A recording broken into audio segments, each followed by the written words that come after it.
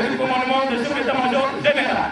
Le chef d'état-major général sortant des forces armées de la République démocratique du Congo, le général d'armée Mbala Moussense Célestin, a supervisé ce lundi 10 septembre 2022 devant les grands bâtiments de l'état-major général les travaux des préparatifs de la cérémonie des reconnaissances des grades et des passations des commandements à l'état-major général entre lui et le nouveau chef d'état-major général, le lieutenant-général Thuo Esongesha Christian. Ces entraînements se sont déroulés en présence de plusieurs hauts gradés des FARDC, notamment les généraux-majors Lingonza, Ndourou Jacques et Chikochi Tambo Jérôme, récemment désignés respectivement aux fonctions des chefs d'état-major général, adjoint en charge des opérations et renseignements et sous-chef d'état-major général en charge des opérations. Le gouverneur militaire de la province du Nord Kivu, le lieutenant-général Ndima Konga Constant, a rehaussé de sa présence à ces entraînements profitant de son séjour à Kinshasa pour la remise et reprise avec le nouveau chef d'état-major général adjoint en charge de l'administration et logistique, le général-major Kasonga Chibangu Léon Richard. La présence du chef d'état-major général sortant, le général d'armée Mbala Moussense Célestin, dans ses entraînements, dément les rumeurs et les informations véhiculées sur l'arrestation du général d'armée Mbala Moussense Célestin le dimanche dernier.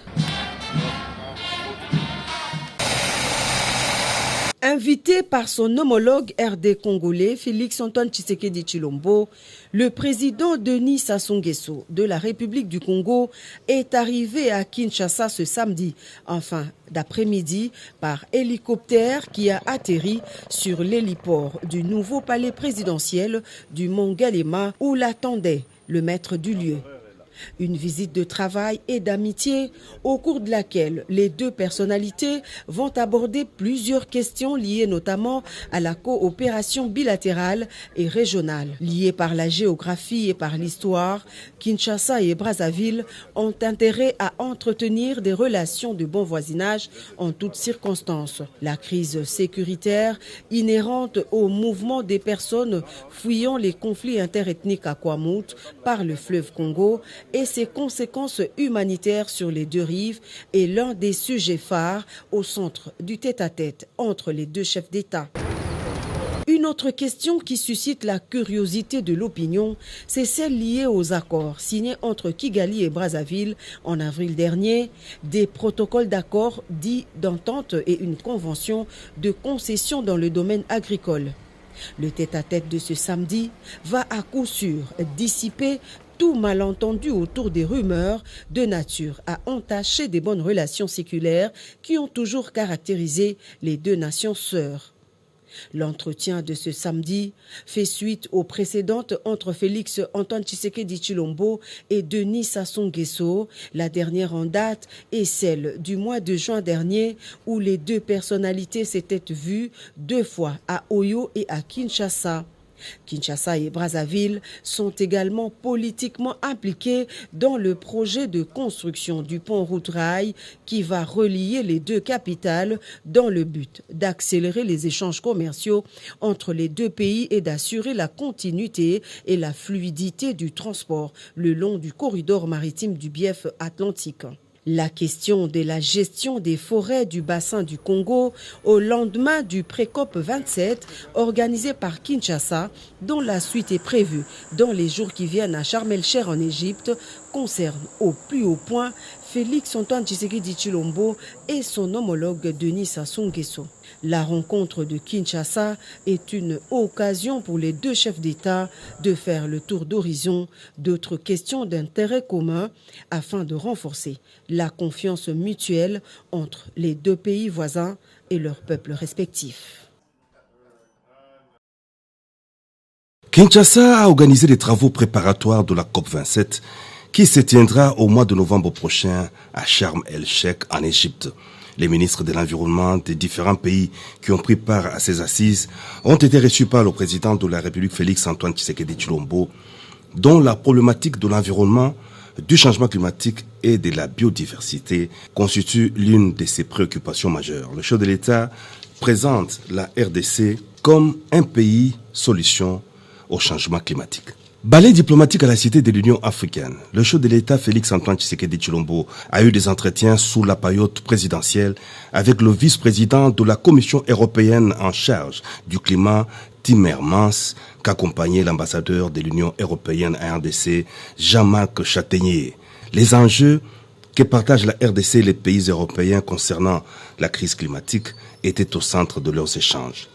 Le président de la République a ensuite reçu l'envoyé spécial de son homologue des États-Unis d'Amérique sur le climat, John Kerry. Les opportunités du développement économique de la RDC, l'équilibre à faire entre le développement économique et la protection du bassin du Congo sont des sujets évoqués au cours de cette entrevue. C'était au tour du ministre égyptien des Affaires étrangères, Sameh Choukri, de rencontrer le président de la République Félix Antoine Tshisekedi Tshilombo. Il a transmis au chef de l'État un message d'amitié de son homologue égyptien Al-Sisi, évoquant les engagements de l'Égypte à renforcer davantage sa coopération avec la RDC dans les domaines notamment de l'éducation et de la santé. Enfin, le ministre d'État britannique Alok Sharma, président de la COP26, a échangé avec le président de la République sur des questions relatives à la protection du bassin du Congo. Sensibiliser sur la nécessité et l'urgence de lutter contre les violences sexuelles en période de conflit à travers le monde, c'est le leitmotiv de la visite à RDC de Son Altesse Royale Sophie Rhys-Jones, comtesse de Wessex, en Angleterre, en compagnie du ministre d'État britannique aux Affaires étrangères, du Commonwealth et du Développement, Lord Ahmad. Avec le président de la République Félix Antoine Tshisekedi Tshilombo, ils ont échangé sur de nombreuses priorités communes, la stabilité et la sécurité dans l'Est du pays, la prévention des violences basées sur le genre et le changement climatique.